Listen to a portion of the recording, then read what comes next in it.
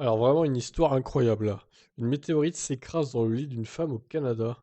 Elle a échappé de peu à la mort.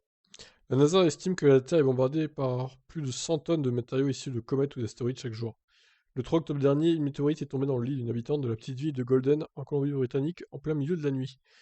Une météorite s'est écrasée dans le lit d'une femme du Canada, Ruth Hamilton, tiens, pas de la famille Lewis du coup. Elle a déclaré à la presse qu'elle n'avait jamais eu aussi peur de sa vie. Elle dormait profondément lorsqu'elle a été réveillée par un étrange bruit d'explosion à 23h25. En entendant ce bruit sourd, elle est sortie en sursaut de son lit. Après avoir allumé la lumière, elle a ensuite découvert un trou de la taille d'un poing dans son plafond. Oh, c'est fou cette histoire.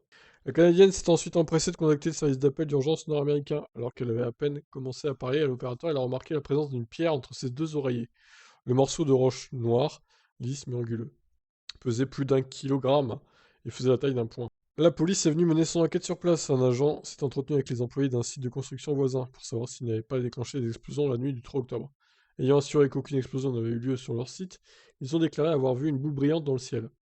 C'est ainsi que le policier a découvert que la pierre qui est tombée dans la chambre de route n'était autre qu'une météorite.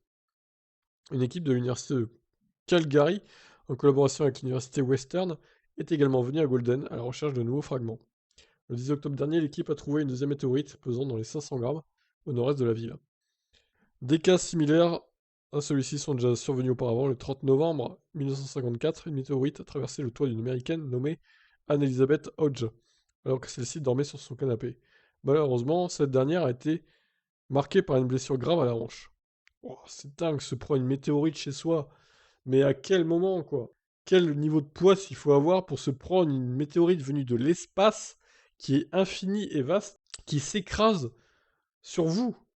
Non, mais c'est fou. Alors, la route, là, un peu de plus, ça touchait sa tête, elle était morte, en fait.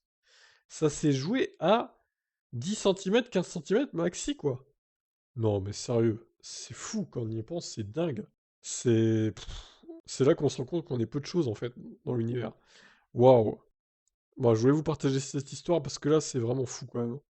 Bon, eh ben, qu'est-ce que vous en pensez? Ciao.